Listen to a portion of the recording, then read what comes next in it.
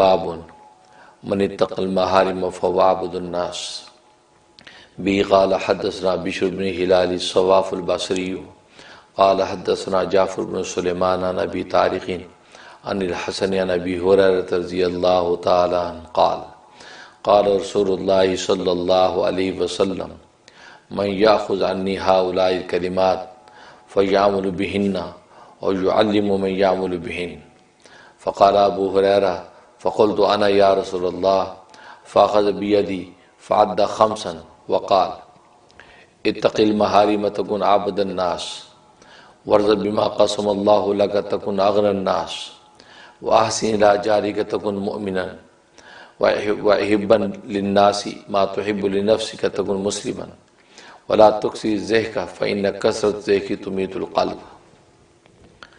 قال ابو عيسى هذا حديث غريب لا نعرف الا من حديث جعفر بن سليمان والحسن لم يسمع عن ابي هريرة شيئا هكذا روي عن ايوب ويونس بن عبيد وعلي بن زيد قالوا لم يسمع الحسن من ابي هريرة رضي الله تعالى عنه وروى ابو عبيدة الناجي عن الحسن هذا الحديث قوله ولم يذكر فيه عن ابي هريرة عن النبي صلى الله عليه وسلم. بزرگان محترم، برادرین عزیز، میں نے آپ حضرات کے سامنے سنن ترمذی کے ابواب الزہد میں سے دوسری حدیث تلاوت کی ہے. اس کا کچھ حصہ گزشتہ درس میں ہم بیان کر چکے ہیں اور آج بقیہ حصے پر گفتگو ہوگی. اس حدیث میں امام ترمذی رحمہ اللہ تعالی نے 5 باتوں کا عہد ذکر کیا ہے کہ نبی کریم صلی اللہ علیہ وسلم نے 5 باتیں شمار فرمائی اور کہا کہ کوئی ہے مجھ سے یہ کلمات لے لے، خود اس پہ عمل کرے یا کسی ایسے شخص کو بتلا دے جو اس پہ عمل کرے. ان میں سے پہلی بات تو یہ تھی کہ اتق المحارم تکن عبد الناس، کہ اللہ کے حرام کی ہوئی چیزوں سے بچو تو تم سب سے بڑے عابد بن جاؤ گے. اور دوسری چیز فرمائی تھی ورض بما قسم اللہ لک تکن اغنى الناس، کہ تم راضی ہو جاؤ اس تقسیم پر جو اللہ تبارک و تعالی نے تمہارے لیے کی ہے تو تم سب انسانوں میں مالدار ہو جاؤ گے. یعنی جو مقدر اللہ نے آپ کے لیے لکھا اس پہ راضی ہو جاؤ تو تم سب سے زیادہ مالدار ہو جاؤ گے. تیسری چیز ارشاد فرمائے احسن الی جارک تکن مؤمنا، تم اپنے پڑوسی کے ساتھ حسن سلوک کرو تو تم جو مومن ہو جاؤ گے. اور چوتھی چیز فرمائی واحب للناس ما تحب لنفسک تکن مسلما، تم لوگوں کے لیے وہ چیز پسند کرو جو تم اپنے لیے پسند کرتے ہو تو تم مسلمان ہو جاؤ گے، یعنی حقیقی مسلمان بن جاؤ گے. اور 5ویں چیز فرمائی ولا تکثر الضحک، کثرت سے نہ ہنسا کرو، بہت زیادہ ہنسا نہ کرو. کیوں؟ فإن کثرت الضحک تمیت القلب، کیونکہ بہت زیادہ ہنسنا دل کو مردہ کر دیتا ہے. یہ 5 چیزیں جب وہ نبی کریم صلی اللہ علیہ وسلم نے ارشاد فرمائیں. اس کے بعد امام ترمذی فرماتے قال ابو عیسیٰ، ابو عیسیٰ امام ترمذی رحمہ اللہ تعالیٰ کی کنیت ہے. فرماتے قال ابو عیسیٰ ھذا حدیث غریب، یہ حدیث غریب ہے. اب غریب ہونے کا یہ مطلب نہیں ہے کہ یہ حدیث صحیح نہیں ہے، کیونکہ کسی حدیث کا غریب ہونے سے یہ لازم نہیں آتا کہ وہ حدیث صحیح نہیں ہے، بلکہ بہت سی غریب حدیثیں ایسی ہیں جو صحیح اور حجت ہوتی ہیں. یہ حدیث بھی غریب ہے، اس لیے کہ محدثین لکھتے ہیں کہ کسی بھی حدیث کے صحیح ہونے کے لیے اس کا عزیز ہونا ضروری نہیں ہے، غریب حدیث بھی صحیح ہو سکتی ہے. غریب ایسے ایک اصطلاح ہے جو محدثین کے نزدیک غریب اس حدیث کو کہتے ہیں جس کا ایک راوی ہوتا ہے، کہ اس کا ایک روایت کرنے والا ہے، ایک سے زیادہ نہیں ہے. اب ہر طبقے کے اندر ایک ہی ہے یا بعض طبقوں کے اندر ایک سے زیادہ راوی ہو جائیں تو ہو جائیں، لیکن یہ وہ حدیث ہے جس کو روایت کرنے والا ایک راوی ہوتا ہے۔ تو جیسے غریب اور غرابت یہ اس معنی میں ہے کہ غریب جو عام طور پہ مسافر کو بھی کہتے ہیں، مسافر جیسے دیار غیر میں تنہا ہوتا ہے، اس کا جاننے والا کوئی بھی نہیں ہوتا، تو وہ کہتے کہ یہ غریب ہے۔ تو اس کا مطلب یہ نہیں کہ وہ مفلس ہے، اس کا مطلب ہے کہ وہ تنہا ہے، یہاں دیار غیر میں کوئی جانتا نہیں اس کو۔ تو گویا کہ اسی سے آپ یہ سمجھے عوامی انداز میں کہ غریب اس حدیث کو کہتے ہیں کہ جس کا ایک راوی روایت کرنے والا۔ اب ہر طبقے کے اندر ایک راوی ہے روایت کرنے والا، یا یہ کہ باقی طبقوں کے اندر ایک سے زیادہ راوی بھی ہو سکتے ہیں، لیکن بہرحال اس کا راوی ایک ہوتا ہے، اس کو غریب حدیث کہتے ہیں۔ اور اس طرح حدیث میں اس کا دوسرا نام فرد بھی ہے، فرد بھی کہتے ہیں حدیث غریب کو، یعنی فرد مطلق اور فرد نسبی، یا غریب مطلق یا غریب نسبی، یہ آگے اس کی اقسام بن جاتی ہیں۔ اور بس اوقات غریب کا جو لفظ یہ شاذ کے معنی بھی آتا ہے۔ شاذ کا مطلب یہ ہے کہ ثقہ راوی اپنے سے زیادہ اوثق راویوں کی مخالفت کر رہا ہے، یعنی ایک قابل اعتماد راوی ہے، وہ اپنے سے بھی زیادہ قابل اعتماد راویوں کی مخالفت میں ایک روایت نقل کرتا ہے، یہ لفظ ذکر کرتا ہے، اس کو کہتے ہیں شاذ۔ تو بس اوقات غریب جو ہے وہ شاذ کے معنی میں بھی آتا ہے۔ یہی وجہ ہے کہ علامہ بغوی رحمہ اللہ تعالی مصابیح السنہ میں ایسی حدیث کو جو شاذ کے معنی میں ہو وہ بھی یہ فرما دیا کرتے ہیں ھذا حدیث غریب، حالانکہ اس سے مراد وہ شاذ ہے۔ شاذ کا مطلب ہے کہ یہ روایت کرنے والا ثقہ راوی ہے، قابل اعتماد ہے، لیکن یہ اپنے سے زیادہ دوسرے قابل اعتماد راویوں کی مخالفت کر رہا ہے۔ انہوں نے یہ لفظ ذکر نہیں کیا لیکن اس نے یہ لفظ ذکر کر دیا ہے، تو گویا کہ اپنی ذات میں وہ راوی ثقہ ہے، غیر ثقہ نہیں ہوتا، تو اس کو شاذ کہتے ہیں۔ تو گویا کہ یہ حدیث غریب ہے۔ غریب کا مطلب یہ نہیں کہ یہ حدیث صحیح نہیں ہے۔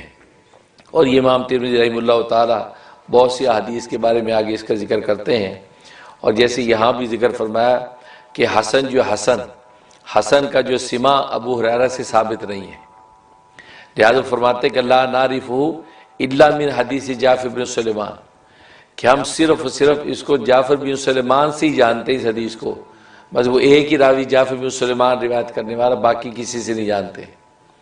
اور حسن کا سماع ابو ہریرہ سے ثابت نہیں ہے، تو گویا کہ انہوں نے اس کی غرابت کی وجہ بتلا دی کہ یہ حدیث غریب کیوں ہے۔ حدیث جیسے میں نے ذکر کی کہ اس میں 5 چیزیں نبی کریم صلی اللہ علیہ وسلم نے ارشاد فرمائی تھیں، اور کہا تھا کہ کون ہے جو ان کو لے گا؟ تو ابو ہریرہ نے کہا کہ میں لوں گا، کیونکہ ظاہر ہے کہ ابو ہریرہ رضی اللہ تعالیٰ عنہ یہ مدرسہ صفہ کے طالب علم تھے، 24 گھنٹے وہیں مدرسہ صفہ میں رہتے تھے، اور وہیں وہ اہل مدینہ کے انصار آ کے کھانا وانا ان کو دے دیتے تو کھا لیتے تھے، یا زیادہ بھوک لگی کسی کے گھر چلے گئے، وہاں جا کے انہوں نے کھانا دے دیا، کھا لیا۔ تو جیسے آج بہت سے دینی مدارس دنیا میں چلتے ہیں، گویا کہ اسی پیٹرن پہ گویا کہ مدرسہ صفہ کے اندر سلسلہ چلتا تھا۔ تو وہاں طلباء کے لیے جو گویا کہ اہل محلہ یا اہل شہر یا مخیر حضرات ان کے کھانے پینے کا انتظام کرتے تھے۔ اسی طریقے سے مدرسہ صفہ کے اندر جو طلباء تھے، ان طلباء میں ایک ابو ہریرہ بھی تھے جو ہر وقت رسول اللہ صلی اللہ علیہ وسلم کی صحبت میں رہتے اور احادیث یاد کرتے۔ یہی وجہ ہے کہ آپ سے بہت زیادہ احادیث مروی ہیں ابو ہریرہ رضی اللہ تعالیٰ عنہ سے۔ تو جب نبی کریم صلی اللہ علیہ وسلم نے یہ پوچھا کہ کون ہے یہ 5 چیزیں مجھ سے دے گا اور اس پہ عمل کرے خود، یا خود عمل نہ کرے تو آگے کسی کو بتا دے جو عمل کرے، تو ابو ہریرہ ظاہر ہے مدرسے کے طالب علم سے ہاتھ کھڑا کر دیجیے، میں تیار ہوں، مثلا میں لوں گا۔ آپ نے اس کا ہاتھ پکڑ لیا، ابو ہریرہ فرماتے میرا ہاتھ پکڑ لیا، فعدہ خمسن، 5 چیزیں آپ نے باری باری شمار کی کہ یہ 5 چیزیں جو ہے یہ تم خود عمل کرو یا آگے کسی ایسے شخص کو بتا دو جو اس پہ عمل کرے۔ ان میں پہلی چیز میں نے بتائی تھی اللہ کے حرام کی ہوئی چیزوں سے پرہیز کرو، سب سے بڑے عابد بن جاؤ گے۔ اس پر ہم گفتگو تفصیلی کر چکے ہیں۔ مقصد یہ تھا، میں نے بتایا تھا کہ گناہ سے بچنا یہ سب سے بڑی عبادت ہے، کیونکہ گناہ سے بچنا یہ آسان نہیں ہے۔ نماز پڑھ لی یہ آسان لگتا ہے، لیکن غیبت سے بچنا آسان نہیں ہے۔ ہم نماز پڑھ کے غیبت میں لگ جاتے ہیں۔ روزہ رکھنا بظاہر آسان لگتا ہے، لیکن پھر غیبت میں لگ جاتے ہیں، جھوٹ میں لگ جاتے ہیں۔ تو گناہوں سے بچنا جو ہے یہ معمولی بات نہیں ہے۔ تو نبی کریم صلی اللہ علیہ وسلم فرمایا کہ گناہوں سے بچو۔ جب گناہوں سے بچو گے سب سے بڑے عابد ہو جاؤ گے۔ حالانکہ سب سے بڑا عابد تو بظاہر وہ ہوتا ہے جو زیادہ عبادت کرنے والا ہو، زیادہ نوافل، زیادہ اذکار، زیادہ تلاوتیں کرنے والا۔ ہمارے ہاں وہ سب سے بڑا عابد ہے، لیکن آپ نے فرمایا نہیں، گناہوں سے جو بچا وہ گویا کہ سب سے بڑا عابد ہے۔ اس کی وجہ یہ ہے کہ ظاہر ہے کہ نماز چھوڑنا بھی تو گناہ ہے، روزہ چھوڑنا بھی تو گناہ ہے، زکوٰۃ نہ دینا بھی تو گناہ ہے۔ تو گویا کہ وہ سارے جتنے اعمال صالحہ ہیں ان کو چھوڑتا بھی نہیں ہے، ان پہ عمل بھی کرتا ہے، اور جن کا کرنا گناہ ہے، زنا کرنا گناہ اس سے روکتا ہے، جھوٹ بولنا گناہ اس سے بچتا ہے، شراب پینا گناہ اس سے بچتا ہے، قتل کرنا گناہ اس سے بچتا ہے۔ تو گویا کہ جن کا جب وہ کرنا گناہ ہے ان سے بھی بچتا ہے، اور جن کا نہ کرنا گناہ ان سے بھی بچتا ہے۔ تو نماز نہ پڑھنا چونکہ گناہ ہے تو نماز نہ پڑھنے سے بھی بچتا ہے، لہذا نماز پڑھتا ہے تو ظاہر آٹومیٹکلی وہ سب سے بڑا عابد بن گیا۔ دوسرا بتلایا تھا کہ اللہ نے تقسیم کر کے جو حصہ تمہیں دے دیا ہے دنیا میں، دولت کا، عزت کا، رزق کا، راحت کا، حکومت کا، اس حصے پہ راضی ہو جاؤ، تم سب سے بڑے مالدار بن جاؤ گے، سب سے بڑے مالدار بن جاؤ گے۔ اس لیے کہ ظاہر ہے کہ غنا نام ہی اسی کا کہ آپ کسی کا محتاج نہ ہو، کسی کا محتاج نہ ہونا ہی مالداری ہے۔ لیکن اگر آپ چیزوں کے محتاج ہوتے، آپ مالداری کس بات کی؟ تو جب آپ جو ہے وہ اللہ کی دی رزق پر راضی ہو گئے، قناعت اختیار کر لی کہ جو اللہ نے مجھے عطا کر دی میں اس پہ راضی ہوں، نہ مخلوق سے حرص رکھی کہ مخلوق مجھے دے، نہ اللہ سے طمع رکھی کہ مقدر سے بڑھا کے دے گا، کیونکہ جو مقدر کر دے اس سے بڑھے گا نہیں۔ تو نہ اللہ سے یہ طمع رکھے کہ اللہ مقدر سے بڑھا کے مجھے دے، اور نہ مخلوق سے یہ حرص رکھے کہ مخلوق مجھے دے دے۔ تو فرمایا اس سے بڑا مالدار اور غنی کون ہے؟ کیونکہ یہ سب سے مستغنی ہے، کسی کی پرواہ نہیں اس کو، اسی کو غنی کہتے ہیں۔ اور محتاج کسے کہتے ہیں؟ کہ جو ہر ایک کے آگے ہاتھ پھیلاتا پھرے۔ تبھی تو کہتے ہیں کہ جس کو ہم آج دنیا میں سب سے زیادہ مالدار سمجھتے ہیں وہ اصل میں سب سے زیادہ بڑا محتاج ہوتا ہے۔ اب ایک غریب آدمی ہے، جیسے میں نے عرض کیا تھا، غریب آدمی $10 کا محتاج ہے، اس کو $10 مل جائیں تو اپنا جب وہ جیرو کھا کے پیٹ بھر لے گا۔ اور ایک مالدار وہ 10,000 کا محتاج ہے، اس کو 10,000 چاہیے تو اس کے بعد اس کا دسترخوان سجے گا۔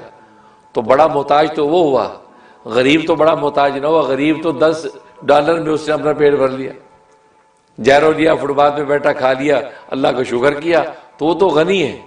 غریب تو وہ ہے کہ جو بیچارہ 10 لاکھ کا محتاج ہے، جب تک 10 لاکھ جمع نہیں ہوتے تو اس کا دسترخوان نہیں سجتا۔ اس لیے فرمایا کہ اللہ تبارک و تعالیٰ کا دیا ہوا رزق اس پر راضی ہو گیا، قناعت کر لی۔ فرمایا کہ بس اس سے بڑا کوئی مالدار نہیں ہے، اس کو کسی سے کوئی حرص نہیں ہے، کسی کو کیا ملتا ہے کیا نہیں ملتا، وہ یہ سوچتا ہے کہ اللہ کی تقدیر میں اس کے لیے اتنا لکھا ہوگا، میری تقدیر میں جتنا لکھا مجھے مل گیا، اس کے مقدر میں جو لکھا اس کو مل رہا۔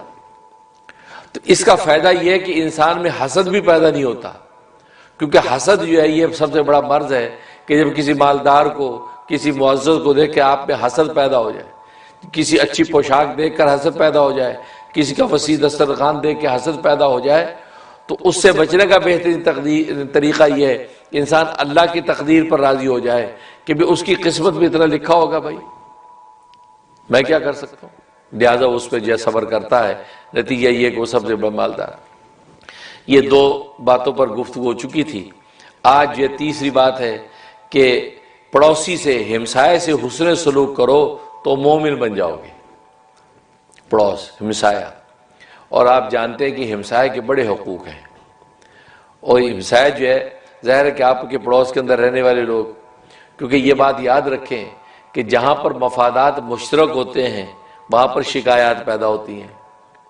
اب میاں بیوی کے مفادات مشترک ہوتے ہیں، آپس میں چپکلش چلتی ہے، پوری فیملی اکٹھی رہ رہی ہے، جوائنٹ فیملی، تو مفادات مشترک ہیں تو وہاں پر ضرور چپکلش چلتی ہے، تو میں ہوتا ہے۔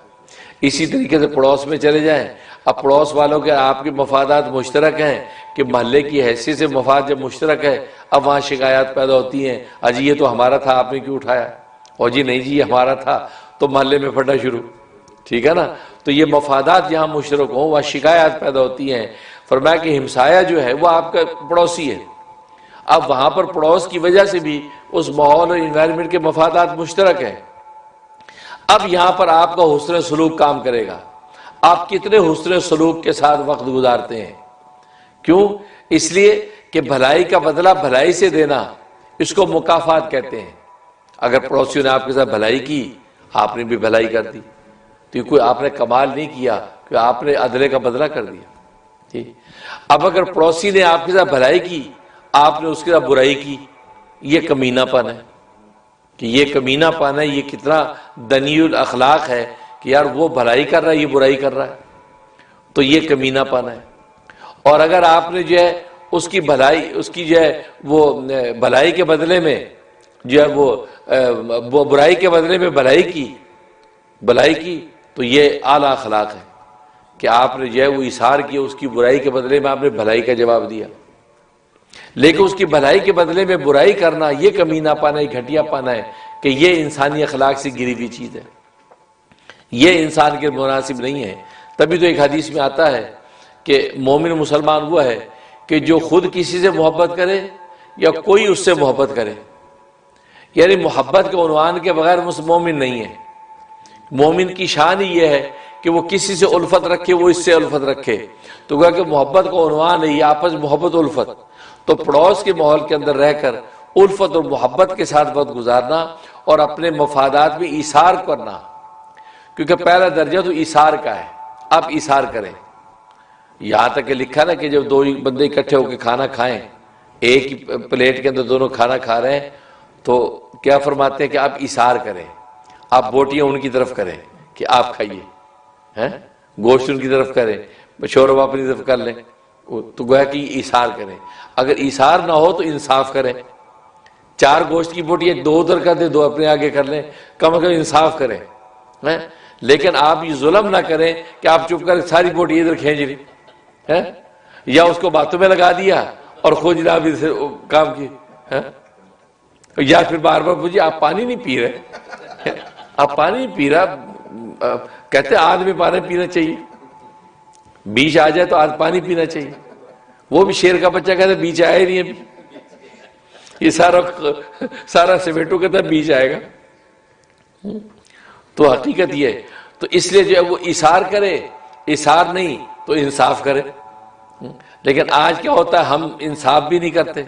انصاف جو یہ مکافات کا عمل ہے، بھلائی کے بدلے میں بھلائی، یہ کوئی کمال نہیں ہے۔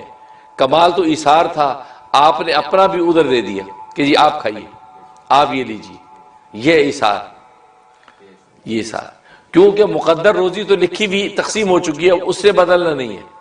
اگر آپ کے مقدر میں ہے تو آپ کو ملنی ہے، اور اگر آپ کے مقدر میں نہیں ہے تو نہیں ملے گی، بلکہ آپ اگر کھا بھی لیں گے تو قے ہو جائے گی۔ تو اس کا مطلب تقدیر کا فیصلہ اوپر ہو، کہتے ہیں نا دانے دانے پہ مہر ہے، مہر لگی ہوئی۔ وہ الگ بات ہے، بہت سے لوگ جیب میں مہر ڈال کے پھرتے ہوتے ہیں، جہاں دانا دیکھا مہر لگائی، شریک ہو گیا، نہیں یہ بھی نہیں ہونا چاہیے۔ تو مطلب ہے، تو اس لیے فرمایا تو حسن سلوک جب آپ کریں گے تو ظاہر ہے کہ ماحول کے اندر جو الفت و محبت پیدا ہوگی، اور جب فریقین میں الفت و محبت کے احوال پیدا ہوتے ہیں تو اللہ تبارک و تعالیٰ دونوں کے گناہ معاف کر دیتے ہیں۔ یعنی گناہ کے معافی کا بڑا آسان طریقہ ہے، آپس میں الفت و محبت قائم کریں۔ اس سے تو حدیث میں آتا ہے کہ 2 مسلمان جب آپس میں ایک دوسرے سے مصافحہ کرتے ہیں ابھی وہ ابھی جدا نہیں ہوتے ہیں کہ اللہ تبارک و تعالیٰ دونوں کے گناہ معاف کر دیتے ہیں۔ کتنی آسان بات ہے، کیا محبت سے مصافحہ کریں، اب جدا نہیں ہوئے ہیں کہ گناہ معاف۔ تو قدم قدم پہ تو یہ حسن سلوک و الفت و محبت جو ہے یہ گناہ کی معافی کا بہترین ذریعہ ہے کہ انسان الفت و محبت، کیونکہ عزت اور جو ہے وہ محبت یہ 2 ہی عنوان ہیں، ایک دوسرے کو عزت و محبت دو، وہ دوسرا آپ کو عزت و محبت دے گا۔ تو پڑوسی جو پڑوس کے اندر رہتے ہوئے انسان جو ایک تو یہ ہوتا ہے کہ پڑوس میں انسان اپنے آپ کو بڑا فائق رکھنے کی کوشش کرتا ہے یا محلے کے اندر دادا گیری ہماری چلنی چاہیے. دادا گیر ہوتے ہیں محلے میں بہت سے, بڑا دادا گیر ہے یہ, تو خام کا دادا گیری آپ بناتے بھائی, یہ الفت و محبت کا. اپنی بدماشی نہ جمائیں, الفت محبت سے لوگوں کو دل جیتے ہیں. کیونکہ ڈنڈے سے آپ نے سر جھکائے تو کیا جھکائے ہیں, ہاں اگر دلوں کو جھکا لیا آپ کامیاب ہو گئے, آپ کامیاب ہو گئے. تو حقیقت یہ تو الفت و محبت ایک ایسا عنوان ہے, اور اللہ تبارک و تعالیٰ نے تو گویا کہ اپنی یہ رحمت ہی سے ساری کائنات کی تخلیق کی ہے. اور عرش الہی کے اوپر سب سے اوپر جو دستاویز لگی ہوئی ہے وہاں پر یہ لکھا ہوا ہے کہ اِنَّ رحمتی غلبت غضبی, میری رحمت میرے غضب پر غالب ہے. تو رحمت, محبت, رافت, الفت یہ اللہ تبارک و تعالیٰ کو بہت پسند ہے. اس لیے فرمایا کہ پڑوسی کے ساتھ جو ہے وہ حسن سلوک کرو, اور اس کے ساتھ کسی قسم کی جہاں وہ بے احترامی نہ کرو, بدتمیزی نہ کرو کہ جس سے اس کو ایذا ہو, تکلیف ہو. اور آج آپ جانتے ہیں ہماری حالت یہ ہے کہ ہم بڑے تو بڑے چھوٹے بچوں کی وجہ سے پڑوس خراب کر لیتے ہیں کہ آپ کے بچے نہیں کر دیا, اسے آپ کے بچے نہیں کر دیا. پھر بچے تو معصوم ہیں, بچوں کا آپس میں کہ بھئی بچوں کا معاملہ بچوں تک رکھو یار. دیکھا ہم بچوں میں انوالو, بڑوں میں انوالو, بچوں میں انوالو ہوتے ہیں. ہاں جی اچھا تمہیں اسے یوں کیوں کہا, تو اللہ نے